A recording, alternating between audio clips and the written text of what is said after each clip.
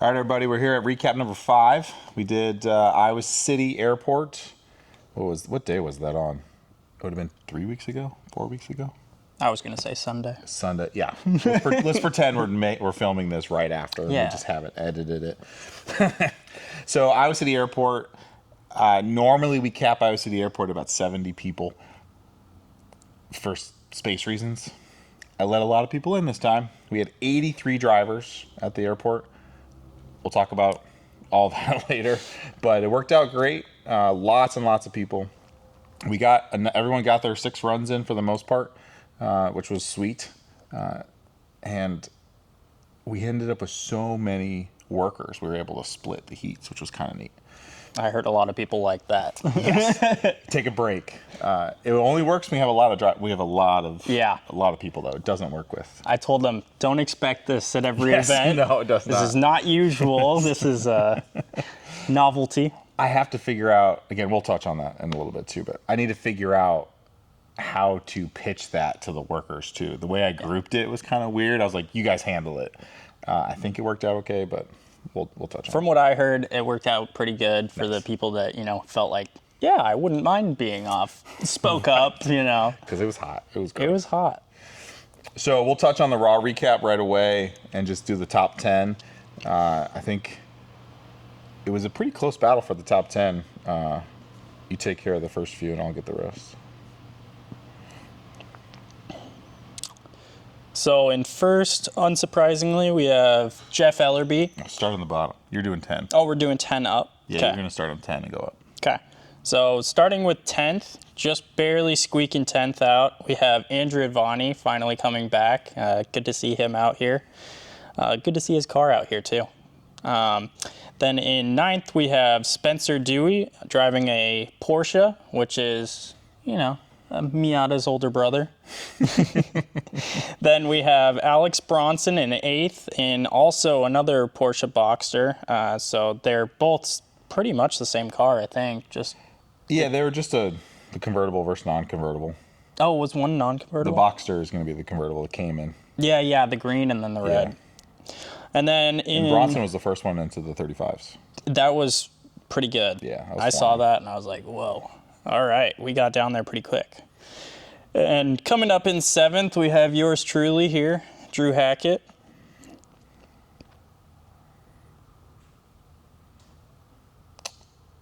And then 6th place was Dostal with a 35.5. The Tesla just boogies every time. It's just hard to catch up with that thing. He was also driving really well. He was. The airport is his friend, I think. It is. There's a lot of spots where he can kind of dig out of it. But at the same time, I know he knew he had more in it, which is why Keegan beat him. Keegan was the only thing with doors in the 34s. So Keegan was 5th overall in raw with a 34.924 in the Lotus, which is just flying. That's really ridiculous. It's just ridiculous. It's not a short course. Like, we go down and we come back. Like, it's not like we're sitting here going, oh, loop-de-loop, and it's finished. Yeah, right. Like, you're cooking when you go down that back half. I have to see what our fast mile an hour is in the Corolla. I was going to say, what do you think? It's hitting red line in 2nd, going all the way up, so it's 60-something. Okay. So it's not like you're going slow. No, gosh, no. I don't think I throw 3rd. I don't think I was throwing 3rd on that event. Because we did that big cutover. Mm-hmm. So you had a bigger element coming back after the crossover, which you couldn't just stay in flat and just keep going all the way up. That definitely punished me a couple of runs. Did you forget to come all the way back over? No, I just hit that outside cone coming in. All right. We'll talk about that. Yeah. I think you hit a couple. 4th place, we got Packingham in YC3 with a 34.4. And then we've got Charlie in the C-Mod car. We've been seeing Charlie and Chuck come out with this C-Mod car more often. And it's super cool to see more mod cars. I didn't know it existed. I had no idea what it was. He's in like Davenport area. Nice. He runs with GRR a lot. And so there's Charlie and Chuck. I don't remember which one's the dad. I think Chuck is the dad and Charlie Okay. is the son. Charlie normally drives Miatas. So he does like Miatas at nationals and stuff. And I think it's Charlie that does. He also does shock tuning and stuff like that. I was going to say, I mean, I saw a new person get in that car and I was like, okay, he's really on it from the get-go. So I was like, maybe this is a bit of a legacy thing, but also like clearly he's got experience. He knows how to wheel. Yeah. Charlie got a 34.3 and Chuck got a 34.0. So it's just flying on that course. And then first place, as you said, Jeff Ellerby with a Sprinto with a 33. Like that is, how fast is that? Breaking into 33s. 33s is crazy. He was like 2 seconds faster than the Corolla, which, I mean, he should be, but still, like the amount of time that is just kind of baffles me. And the car's so well set up. It sounds so good too. Just ripping. That big old EFR turbo just screaming. The little whine is what gets me. Yeah. Then the blow off. I don't think we touch on enough of how cool that their car is. Yeah. And it's, we highlight it on the website, it's there. Yeah. But even then, you don't get to see how cool it is until you're like actually driving. Have you seen it apart? No, Like I haven't. The clamshell and stuff off of it. So it's a Power Glide 2-speed transmission. Yeah. And if I remember correctly, Jeff can correct me, second gear is just a direct drive. Like, Okay. it just, whatever it's doing. It just goes. And it is cooking. He's got a winner's quick change in the back, if I remember correctly. So if he has to change the gearing, he can without doing anything too crazy. And it's just, the transmission's like this big. It's so small. But you only need 2 gears. So, it just, and then it's just flat. It is so cool. The only thing I could compare it to sound-wise is, I watch a lot of cars online, and when I first heard that car, all I could think of, wow, that blow-off, turbo, and gear whine just sounds just like the Audi Quattro S1. Okay. I don't know why, that always came to mind, just the flutter. Yeah. I mean, it's a strung out, small displacement turbo car. You're going to get that same racket. It's so good. It's so good. It doesn't hurt that they're booking, too. Yeah, right? When you hear it, like them really get on it on like run 2 and 3. Yeah. After the tires warmed up, it's just like, it makes like this really guttural sort of noise. I love it. And again, Jeff's had this car for a while. This is not the first engine iteration in it either. So he's very familiar with the exhaust routing and how to make it under sound, because you can't blow sound. You lose all your runs if you blow sound at nationals. Oh, really? Oh, yeah.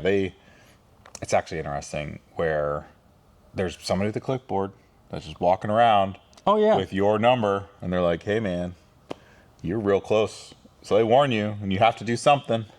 And if you go above it, you have one chance to fix it. Oh, really? If you don't fix it, they go find your baffle. Yeah. Quick, stuff it with sponges. Stuff and steel wool in your muffler. Some Coors Light cans to build a turn down. People have gotten creative. I mean, Keegan's one of them who had to get real creative one year because he was blowing crazy sound. I think Skylar needs to do some like build recaps. Yeah. Where he just kind of, before an event, he just, hey, can I have 5 minutes?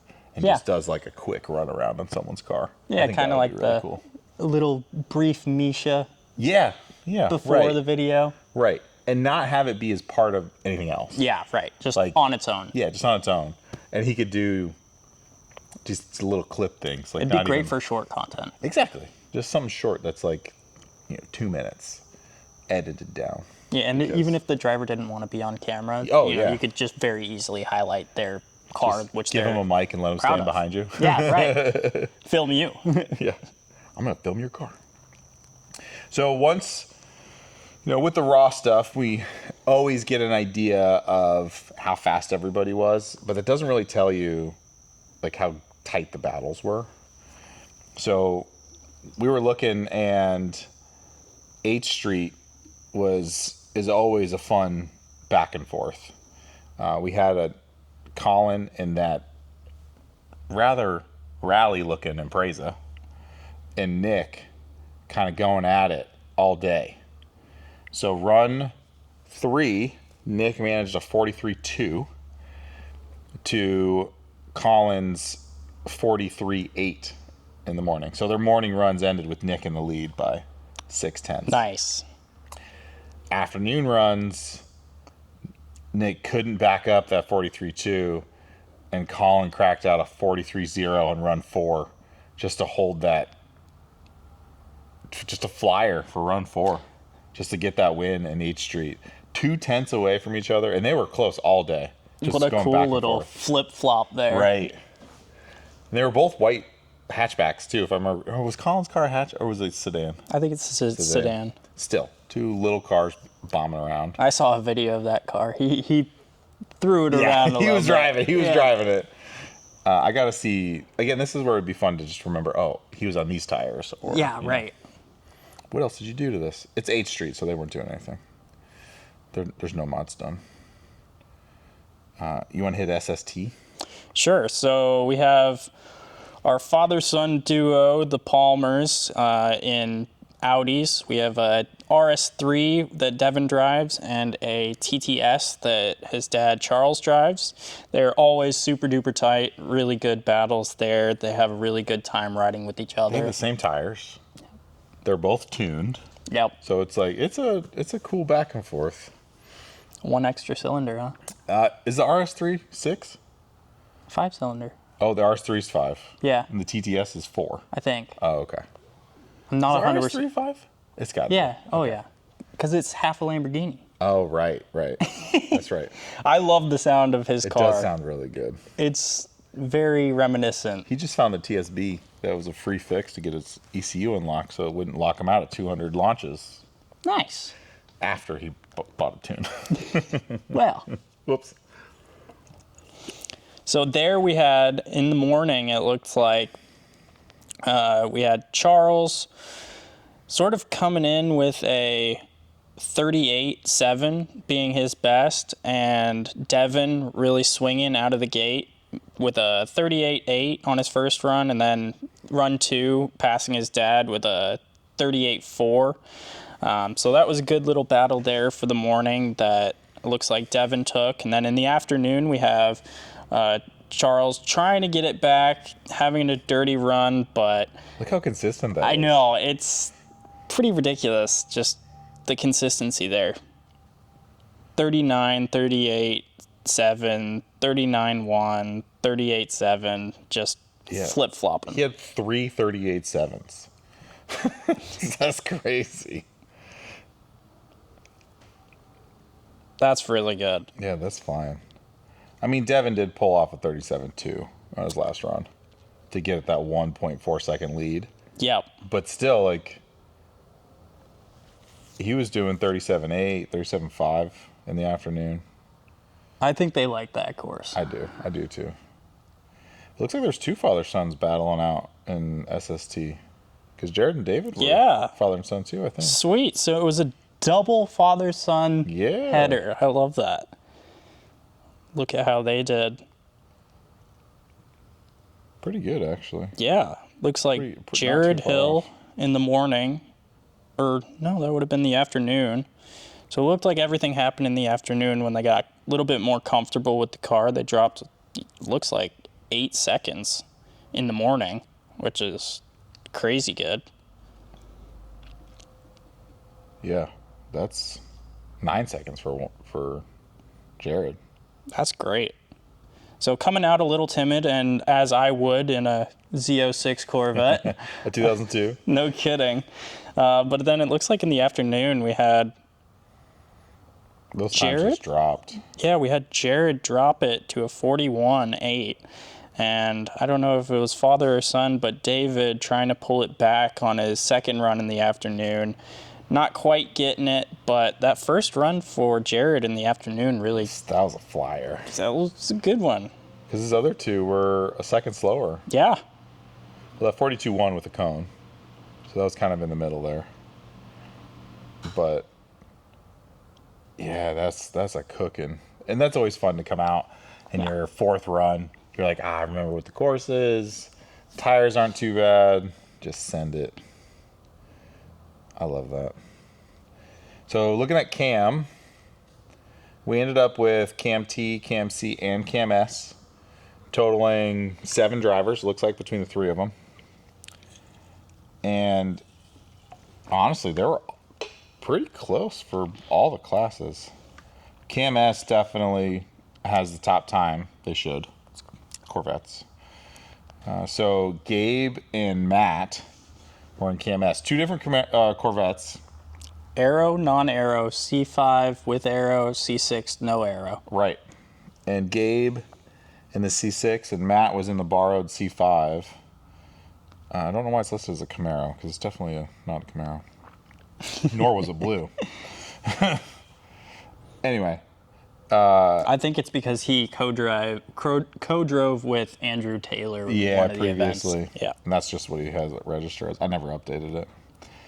So Matt decided that he wanted to just hit cones all day. That's Run pretty 1, typical 6. of him. Run 2, 5. Run 3, 2.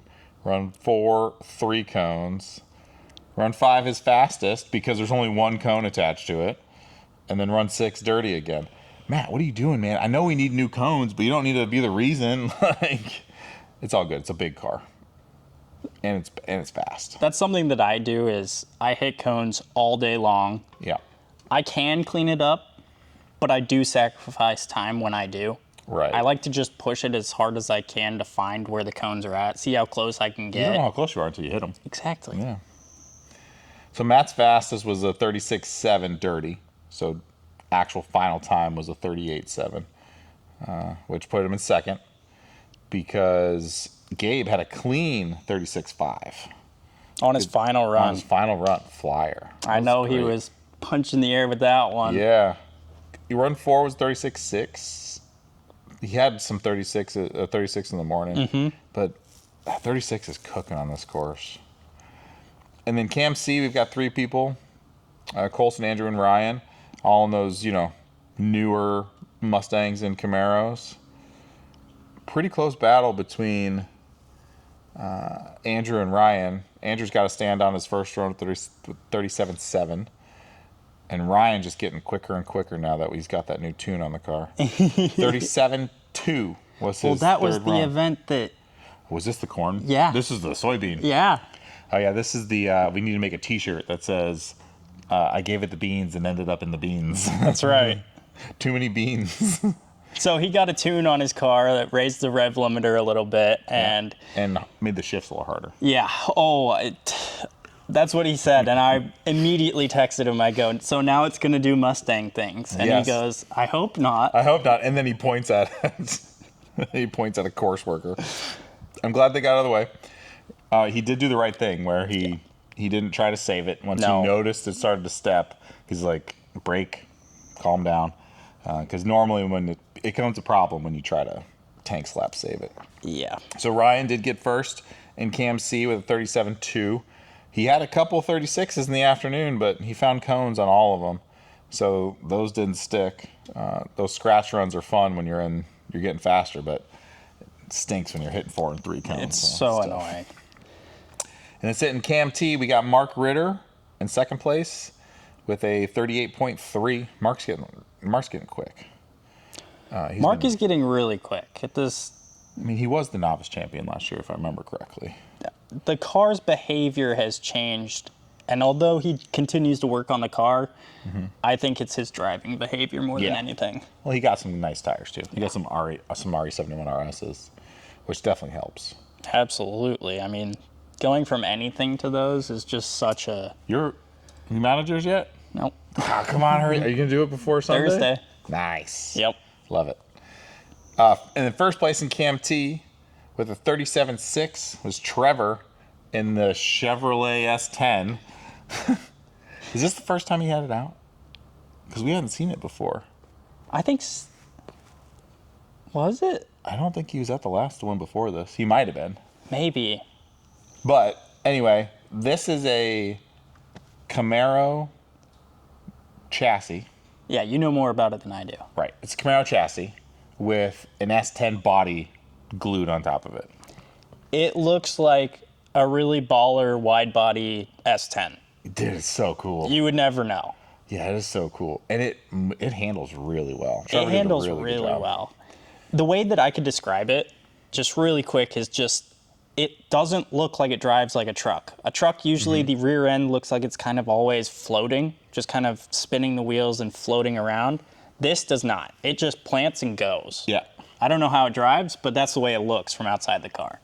I don't want to drive it at all. I don't understand how front wheels don't pull me. I don't understand it. But I want Skylar to get in it and get his opinion, because I have a feeling it's going to be a bit of a brain warp of like, I have a truck window behind me. Right. And I'm driving a truck, but I'm not in a truck. This is not a truck. Spatial awareness is a huge thing. I think I wouldn't do well in something like Keegan's car, just because it's so tight and not necessarily claustrophobic, but like you have so many things obstructing your vision and your view, whereas in my car, I've got full surround view of everything. I'm in a fishbowl. Yeah. Have you driven a Miata with the top down? No. It is so weird. Is it? You're just driving it going, I can see everything. I'm not hindered, except for the windshield. Yeah, right. Is right here in my eyes. I have to look Well, around thankfully, I'm a little shorter. You're a little shorter. So we got to get you into a Miata with the top down. Would love to. Just because you can look really far ahead. Yeah, right. When Turn there's your nothing. head and there's the cone. There's nothing there. It's great. It's awesome. You touch on XB and XU. There's nobody in XA because XA's PAX is horrible. So everybody's in XB and XU. So couple Miatas. We had Isaiah in a CRX. Really just a lot of different cars. Some Toyotas. Brett in his BRZ. Toyota Celica, an old one. That one's got a Beams motor in it. That's I love cool. that That car. one's so cool. It sounds so good. I love that car. It just, there's nothing that sounds quite like it. Yeah, it is screaming. So in first, we had Braden Markison with his 2003 Mazda Miata coming in on his very last run. It looks like that squeaked him to the first place position ahead of Michael Henry, which he did a great job that event. That's close. That's really close. Mike had the lead until that last run. So Mike has a turbo Miata. I think Braden also has a turbo Miata. Braden's is a Mazda Speed Miata, so it came turbo. Mike's, he put the turbo on. Nice. Yeah. Similar cars, though. Both NBs, right? Yeah. Yeah, crazy good drivers there. Michael on his last couple runs, dirty, but he did have a 36 on his last run with 2 cones, so that would have been good for first, but unfortunately it was... Were those cones center punch cones, or were they just the wiggle waggle cones? Third place, we have Isaiah Berry. I really love Isaiah's car. It is a CRX that just looks like it's ready for the track. I mean, it just screams. It's such a cool car. I don't think it has power steering the way that he drives it. Did Honda know what power steering was in 1989? That's a good point. It looks really difficult to drive you physically. had to check an option. Yeah. you had to order it with power steering. Do you want AC? Do you want power windows? Do you want power steering? Do you want a radio? It is an SI, so it's, again, this is why we need those little mini, right. We can reference them. Then in fourth place, we have Ryan Kurtz. He's been doing really awesome lately. Sort of, you can see a progression through all of his runs at pretty much all of the events. He just gets faster and faster throughout the day, really starts to put things down. And it looks like on his second to last run, he pulled a 37.6, which was good for fourth place, right above Teddy Shields in his right-hand drive S15. Teddy's car looks really well dialed. At the Iowa Challenge event, it was just, I don't know how, it was swimming. Yeah. That course was all slaloms, and he was just swimming through it all. Just dancing. It was so good. And then he goes, yeah, I need to stiffen them up. I go, oh, Oh, okay. okay. So then he did full stiff, and that was like, okay, maybe a little too A little too stiff. A couple clicks is usually enough to get some movement. Then we have Brett coming in behind him, which Brett usually is pretty He's usually pretty clean. right. He's not clean today. No. That's 11 cones, Brett. Good job, Brett. Goodness gracious. Explains why his bumper's trying to fall off. We need to make a BRZ front corner marker fix. Oh, right. I think that would sell well. Just tape. Have it quick release. I always joke that I would do a fender liner of the month. Yeah. Where like I would just send a left or right, whichever one, doesn't matter, to you'd subscribe as a Gen 1 Twins owner. And every month I just send a new fender liner because you're gonna blow it out. Yep. It's gonna happen. So Till you take it out. yeah. And then your I mean, bumper regrets just it. flops all over the place. In 7th place, we have Luke Hogeland with his Focus RS. Beautiful blue car. Looks like he had a little trouble on the course, but did end up squeaking out a 40 on his last run, 40.1. So good enough. That 38.3, if he would have cleaned it up, Yeah. that would have put him up in 4th. I think it looks like he came out swinging, but then had that DNF. Yeah. Next run, tried to make it through, hit 2 cones, DNF'd again, and then in the afternoon, it looks like he got a little bit more timid just because DNF is discouraging. Yeah, it's frustrating, especially if you know where it is. Yeah. And you're like, oh, crap, I did it again. But he did pull it out at the end, so good job. Then we have Jason Burning in the Toyota Celica. Beautiful old 76 Celica in yellow. It's got holes in the floors. It's got a cage and a beams motor, just the way that we like it. It's the way we intended. Yeah, it's just such a fun car to watch, and he really, really loves that car. And I think that's one of the things that comes through when you're talking to him is his passion. He's so excited. Yeah. He just loves being out there. Ironically, he's beaming every time you see him. Every time. And then in last place, we have Christian Markussen in the 2003 Mazda Miata. It looks like he had a little trouble with the course and cleaning it up and didn't have a clean run all day, but was good enough to pull a 38.6 with 1 cone. So unfortunately not quite good enough, but would have been flying and quite up there, probably in 4th or 5th, it looks like. And the thing that's crazy here is there's a 3-second spread. 3.5 second spread between first and last place. They were all doing well. Yeah, and some of these are with cones, so they'd be even tighter. Yeah, right. If they were able to clean it up. XB's no slouch right now. There's some good battles happening. For real. I love XU too. Yeah. The XU fights are always fun. And such a vast difference in cars. You have the Sierra Echo with just sort of, I would say, like all the modern technology of sorts, electric kart cross car. Yep. And then you have the juxtaposition of that, which is a Lotus 7 replica with no ABS, no power steering, and a big fat Ford V8. That's what it is. I love that car. Just screaming at you. Yeah. On street tires. It looks so difficult to drive. I've never had a chance to like pay attention when he's running to see what it's doing. But it sounds so good. It gets better and better every event. I will say John's been doing a really good job sort of like clearly tinkering with things. And growing with the car. Yeah, exactly. That's one of the fun things about building a car is, you're not going to be fast instantly. No. And kind of growing with it and getting faster as you change stuff and as you just get more comfortable with it. It's cool. It's cool to see. So one thing about this event is I actually brought a friend who I met at an event who wasn't really familiar with autocross and had never been to an event. And so I invited him out to experience it and hopefully come out with his car eventually. But he said that he's seen John in his Lotus 7 kit car looking thing driving to work because it is street legal. Yeah. It has a plate. It's fully street legal. Which is hysterical. If I saw that on the road, I'm stopping and taking a picture. Yeah. I've had a couple people send me pictures of his car in a parking lot, being like, do you know this guy? I was like, yeah, that's John. He's awesome. Go talk to him. Yeah, if you see right. him. Like, Seriously. he'll tell you the stuff about it. It's such a cool He's car. not timid.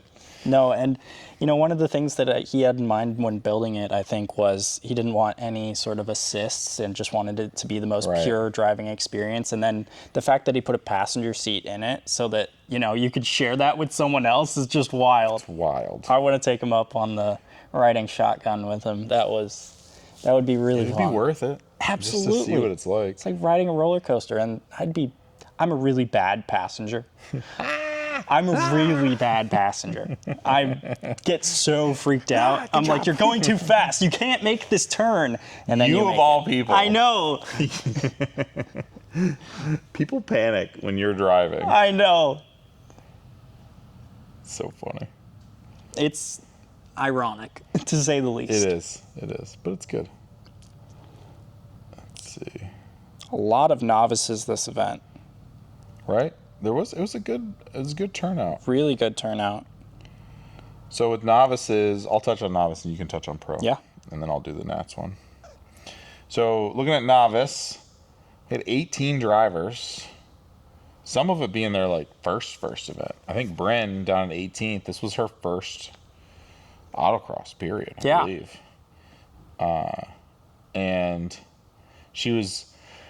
When we have 18 novices, we tend to have shortage of helmets, loaner helmets. So Bryn luckily worked out. She had someone with a similar size head that they were sharing helmets with, and I'm very thankful that you guys were comfortable doing that because I don't have very many smalls. But Bryn ended up with a 48.0 as her final run, and she dropped 20 seconds over the day. Not only that, 28.8 stayed clean. Yeah. And on course all the whole day, time. Which at Iowa City can be really difficult. Right.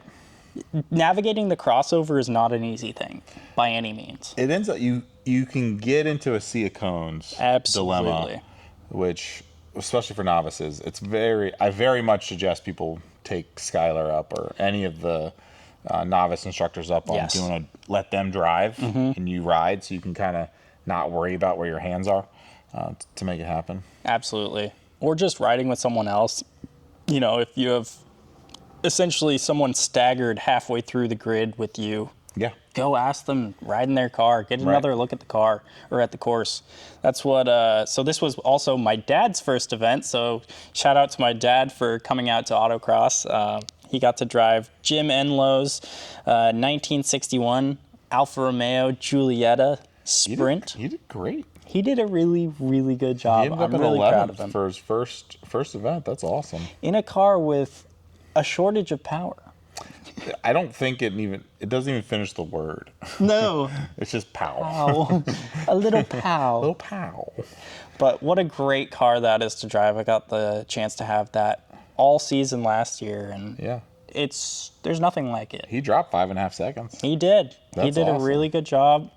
He enjoyed it. We did do that staggering thing I just talked about where he rode with me just to get a sort of look at the course after he just went out there. I asked him, do you want me to ride along with you? Do you want to do it on your own? I don't want to add any pressure. And he goes, I think I want to do it on my own. And I just had that weirdly dad moment of I'm so proud of him. So proud of you, Dad. A little flip-flop. Yeah, it really was, but it was really cool because he's been so supportive of me over the years doing this and just really seeing me flourish in the community, become a board member, and really come out to as many events as he can just to be there with me. He always pops in. Yeah. It's so cool. You hear the little microbus just humming in the back. Yeah. I'm so lucky to have him as my dad. He's awesome. He wasn't being slow. No, it's he a slow wasn't. car, but he wasn't slow. No, I was really proud of him. It's difficult to go from second to third to second again. So I don't think he popped third that event, but kept it in second. And doing the turnaround is not an easy thing in that car because you don't have any power to come out of it. And I'm sure a lot of the novices sort of dealt with that. Cars like the Ford Fusion. And he was only 0.8 away from trophies. Our trophy spot being 5th or 6th place. Yep. So novice was pretty tight. There was a lot of people it was their first event, I believe. I think it was Zach Everman's first event in the Golf R. Oh, right. He registered super late. He registered like 2 a.m. Nice. Really nice. He was one of the few that I had to squeeze in. Last and then minute. when he showed up, I was doing tech and his battery was loose. Ah, yeah. That was Dan's buddy, I think, that Oh, was it? Dan invited, yeah. So he was like, what's going on here? I was like, go talk to Dan. Dan will figure out how to get it tight again. Yeah. I don't know what he did, but clearly he got it fixed. Sweet. So we ended up with, technically we do trophies down to 6th, but that's just kind of the automatic count based on having 18 drivers. This is Dylan's, second or third event in his Civic Si, and he managed to crack out a 43.4 as his final run. Just dropping time. That was awesome. I love seeing that. Dalton in the Fusion, he's been coming to more and more events this year. He's doing really well. He got a 43.5. His packs being a little bit better than Dylan, so he's ahead of him. Josh Nelson in the Prelude. Was he in the Prelude that event? I don't think so. I think he was in the TT. Oh, he's in the TT. I just didn't change the name. So he was in the TT and XB, and he ended up in 4th. A couple DNFs in the morning. Skylar probably got him squared away. But he cracked a 40 in the afternoon. So that's no slouch of a time at Iowa City. Third place, Ethan. This is a common theme. Ethan's been up here in the top 3 these last couple events in that BRZ-TS. Yep. He did a 41.2 with a nice pack, so he gets down to about 33.9. Kyle, I've been trying to get Kyle to come to autocross for a long time, and he's awesome. And he'll pop in just randomly. I'll see him register. I'm like, hey, it's Kyle. And then he's always at Cars and Coffee too, which is nice. Yeah. But he got second in D Street in that WRX. Heck yeah. 41.4 with a 33.6 raw time or PAX time. And sitting in first place was Wyatt in, I think, that same 17 H Street car. Because they had 2 drivers. So that the white Impreza base model with H Street, Wyatt, and who else was driving it? Colin. So Wyatt and Colin were co-driving. Yeah. That Impreza, and Wyatt managed to crack out a 43.0 with the H Street pack, gets him down to a 33.6. That's cooking. Wyatt did a good job. He's a off-road guy in town. He likes his overlanding, but coming out of the gate with a 44.9 and ending the day with a 43.0 with only, that's 2 seconds sort of difference. That's really great for being a novice, being that consistent throughout the day. It seems like he did a really good job just sort of slowly improving. He was 400ths away from Colin. Yeah. In the same car. That's close. That's a good battle. It's really good. That's a good battle with your co-driver. Right? 400ths away from each other. Oh, it'd be so fun. It's so much fun. I know when we were doing trophies at the end of the day, that they were in a little group over there, and we announced, and we were like, "Get over here! Get over here!" So yeah, novice was spicy. I love seeing 18 novices. Yeah. And we'll kind of touch on this for event 6, where we did something a little different with our novices. I think it worked well, but 18's a lot. It's a lot of cars. It's a lot of work. It's worth it though. Pays off. Absolutely. Right. We didn't have Skylar at this event. We did for this one. Did we? Yeah, he was there for this one because he was driving my car. That's right. He was driving. Well, quote unquote driving. Yeah. He attempted to drive the Corolla. Speaking of, Pro Class is up. If you want to touch on top 4, the trophy spots, you can do that for Pro Class. So for Pro Class, starting in 4th place, really glad to see Andrew Advani out, back with his STI. Hold on. Yeah. This is Pro. So we need to pull up the Pro results that are just the first 3 runs. Well, that's no fun. It doesn't. It does change a little bit. It does. Because Advani was dirty in the morning. That's true. So, here, do you have them pulled up? No, I don't. All right, here, I've got them here. Sweet. So, not in 4th place. Sorry, Actually, Andrew. 11th place. Just like me, dirty all the time. But actually, in fourth place, we have Andrew Dostal in his Tesla Model 3. That car just really flies through this course, is able to power out of that turnaround like nothing else. We usually add a little pinch point right before the finish, and I think that's where it can either shine or get hung up a little bit. Yeah, I think it did fine. It always does. The weight down low, it's fine. Yeah, it's fine. In third place, we have Spencer Dewey driving that 2021 Cayman. In second place, we have Emery Seaton, and Emery was driving Jason Wright's car. The BRZ. The DST BRZ. That's such a cool car. It's such a cool car. Just looking at the brakes is like, Yeah, he did a good job. I don't know. What time did he run? He ran a 36.9 Raw. raw. Dude, that was booking. That's, for that car, is Yeah, that's flying. wild. Then we have in first place Alex Bronson in his Porsche Boxster GTS getting it done with a 35.8. So that's the only 30. No, we have a couple 35s in pro class for the Packs hurt. packs. Really hurts. So. Yeah, don't remind me. Yeah. Yeah, I see which number you're looking at. But well done, Alex Bronson, for getting first place in pro class. Yeah, sweet. Yeah, we ended up with 13 drivers in pro, which is kind of neat. It's always It's fun always when you fun have to more. see that stack. Yeah. The bottom three were all dirty. Advani, Tim Reinhardt, and Skylar. Yeah, I had a 35.8. Tim was pushing. It was cool to. Dirty. He's not afraid to wheel that Porsche. Yeah, that green is so good, too. It's so good. All right, so looking at Nats packs. So just a recap real fast. Pro class and Nats class are two different pack space classes that only the first three runs count for the class championship for the year. Class points are the same as Formula F1, Formula One drivers championship points. So first place is 25 and 10th place is 1 point. So you got to make it to, there's no drops.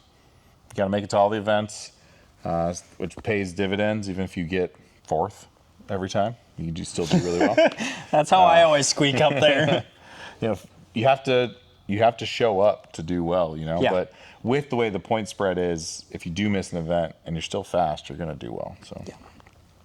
So both pro and Nats both get the same structure, but we run them in separate heats. It also allows me to not have all my workers in one heat causing problems, because I need a safety steward in my other heat, so it works out. Yeah, and some of the more I don't know, people who can do instructor runs also spread out. Yes, it does help to have them spread that way with instructors, but even if it's timing people or my tech, because I was running into issues in pro class where my registration person, my two tech people, all four of my timing people were all in pro. It's like, all three of my safety stewards were in pro. Yeah. So I had to split them up. And everyone's been really good being flexible with it too. So if you win Nats packs at the end of the year, you have to go to pro, the next one. So you get kind of promoted. Technically, last place in pro is supposed to be to move down to go to get relegated down to Nats packs, but it's kind of a joke. We don't actually enforce it. It's just kind of silly. So there were 7 people in Nats packs this event. Last place, all dirty. That hurts. Sorry, Mike. Max was in 6th. 39.3 was your fastest, your second run standing on that one. Pretty good right out the gate, but that's it. Yeah. You'll do better with the fresh tires. Definitely. Ian was sitting in 5th place with his Veloster. I believe he had the Veloster out at that event. Yeah. With a 38.4. So that was booking too. Dan and Ramon's Camaro, these two have been duking it out. Dan was able to crack a 37.4 on his last run of the morning, which was good for 4th place. 7,400 slower than Ryan Clough in the Z06. So Ryan was standing on his second run because 1 and 3 were dirty, and he ended up with a 36.486. That's still cooking. It's Keegan in second place in the XB Exige, his 35.7 was run 2, and it was a flyer. He did have a 35.2 in his third run, but he picked up a cone. So that definitely would have bumped him up into first had it been clean. and he did squeak out FTD He did, in the afternoon. but in Nats packs it doesn't matter. Nope. Getting my First- head around that is. It's tough, but that's why I've been having fun with it. we call it Nats packs, because that's how Nationals runs. You get 3 runs each day. That's it. No more, no less. So I guess you could do less if you wanted to. Sitting in first place in Nats packs for event number 5 is Ramon with a 36.849 and a 30.511 packs time. 0.2 faster than Keegan, and that car was just clicking on all cylinders, all 4 of them. It looked good out there. It moves, man. The aero, the shocks, the engine's working. He's been having to fix it every event, but They get it done. He's getting it done. He's getting it there. So, but yeah, no, that was a good one, and it's so much fun to see how tight these battles are, It is. because it's 5/10 from first to 5th. That's crazy. It's really cool when you have a lot of competition, when it's tight and you're kind of going back and forth throughout the Yeah. day. You know, how you stack up at the end of the day, at least to me, doesn't really matter as much as throughout the day. You know, just sort of the journey along the way. It's the journey. It's the friends we made along the way. Friends we made along the, and the enemies too. You know, sometimes Absolutely. you're agitated that you Yeah. know, Ryan hits a flyer, Yeah. and clicks off a crazy run, or Alex Bronson just obliterates everybody. Yeah. I think it's because it's a convertible. He's got better vision. That's right. It's Spatial nothing- awareness. Nothing to do with the fact he's very quick. And No. the car is phenomenal. Not related. Good job, Alex. So next up on our list here is just going over PAX top 10. So if I'll do the first, let's see, how far down was I? And I'll start with that one. And 9th, yes. You made All the right, cut. so top 10. Jeff Ellerby got 10th in PAX. I got 9th in PAX. Chuck Matthews in 8th. Spencer Dewey in 7th. The gap between 7th and 10th was under 0.2. So it's cool seeing that, how tight that all is. And then 6th place was Advani. Advani's car has been clicking really well. A little more power, fresh tires. Oh, it has more power now. He did get a tune recently, and it's got the good clutch in it now too. Nice. So it's doing nice. It's making BST power now. Obviously, BST gives you a little more flexibility with a few things, but he's still stock turbo. He Yeah. can't run ethanol, but it's doing well. Having had the opportunity to drive that car, it feels so good. So tight. When did you get to drive it? I got to drive it at a Waterloo event. I think it might have been one of the first events that I didn't have my car at, but I was like, I'm going to be there anyway. Right. And Advani was like, come drive with me. Here you go. And I'll never forget that. Such a good car. You know, when I think of Subarus now, it really was never the VA chassis being in the picture, and now it really, really is. I mean, that car really changed things for me. I just have a different level of respect. I was like, oh, it's going to feel kind of, Lazy. dull. Chunky. Yeah. No, No. not at all. Tight, quick, The VAs, they're phenomenal cars. They did such a good job. I was a little jaded earlier with the VA. Yeah. Just because it wasn't a GD. Right? But, you know, it is what it is. All right, you click off the top Okay. 5. So coming in 5th place, we have Ramon. Ramon in his big old Camaro. I don't know how he sees out of that I thing. can't see in it, let alone out it. Right? Dude, it's crazy. I don't know how he knows where the cones are, considering the splitter's probably just 5 guess, maybe? inches wider. But amazing job from Ramon. Just above Ramon, we have Alex Bronson in his Boxster, just really killing it in his SS packs, Yep. which that can't be great. Super Streets, I mean, it's not horrible. It's 0.84. So it's definitely harder than Cam C. But it's, damn, 0.84 is harder than B Street. Yeah, Super Street that's a harsh one, I guess. it is, and he still got 4th place. So It's definitely softer than XB, though. yeah. Man, my pack sucks. So in 3rd place, we have Keegan with his Lotus Exige. Are we saying the times? You can, yeah. This is the PAX time, So too. PAX time, he was the first person to crack a 30, so he got a 29.999, Yeah, which that's super cool. a good number. Yeah. Coming in 2nd, unsurprisingly, the PAX king himself, Emery Seaton, driving the BRZ, doing a really great job. And in 1st place, By how much? How fast? How much faster than Emery was Dostal? 0.008. That's 8,000. I was watching the F1 race. And I think it's 0.2 for somebody to blink, is what they were saying. So, yeah, 8,000 is wild. That's so close. But in 1st place, we have the king himself, Andrew Dostal, in his super fast Tesla. So, well done. He's the reigning champion for. He really is. For PAX. He was the soloist of the year last year. It's a good job, Andrew. Flying as Great usual. job. So, as you guys are aware, these last few events that we've been doing these recaps, Skylar's been doing Driver of the Day awards, and he always has somebody in mind. You know, by the end of the event, he's like, "This is the person that's going to win this," and he kind of holds it back because he wants to do the recap. Yeah. The recaps take longer, so if you're seeing this, you've probably already seen who the Driver of the Day is, but. Ultimately, there was some honorable mentions too. We had Alex Bronson in the Boxster. He was cooking.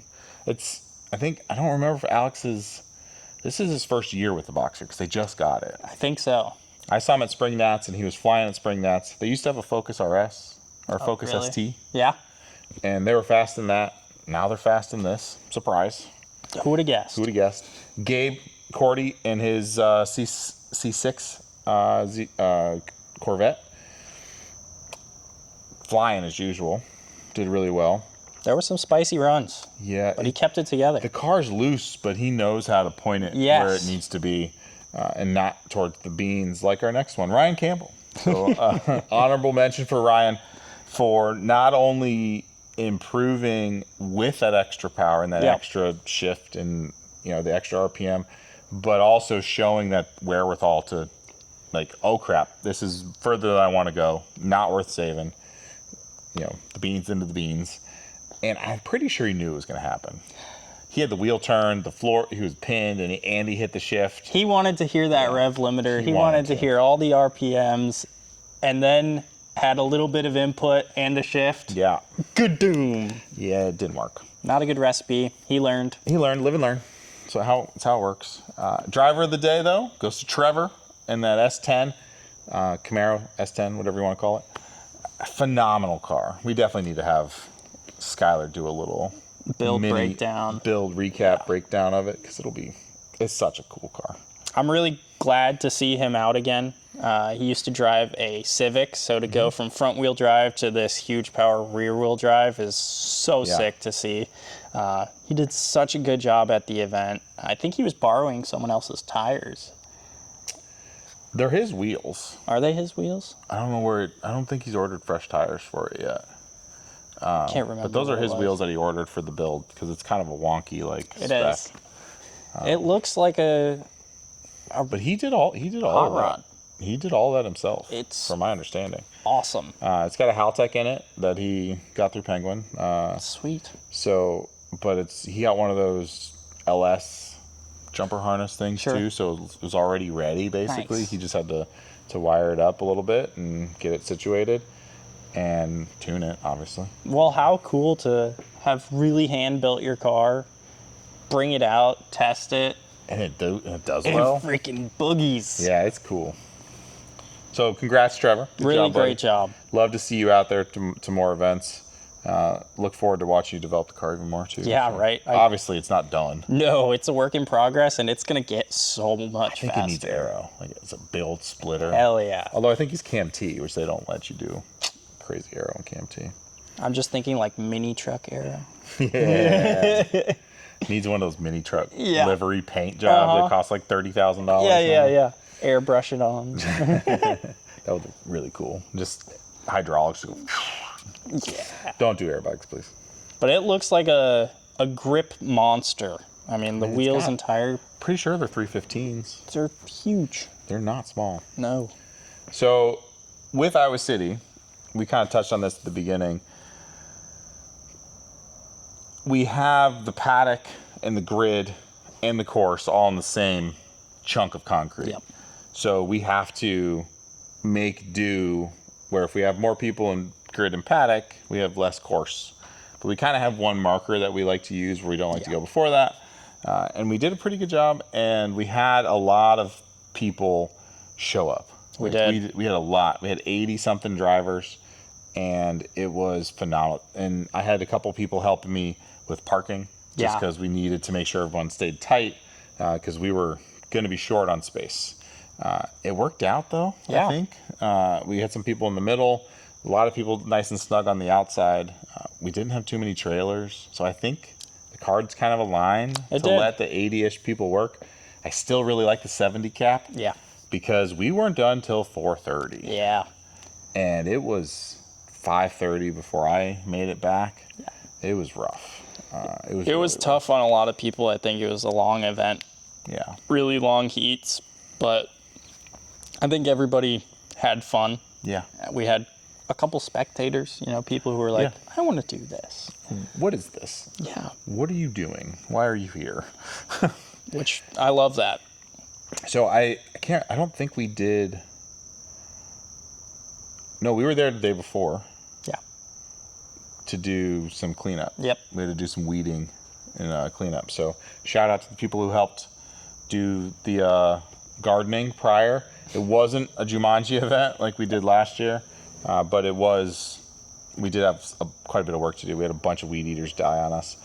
So we got those all buttoned up and got it ready. I think we did a cursory course setup.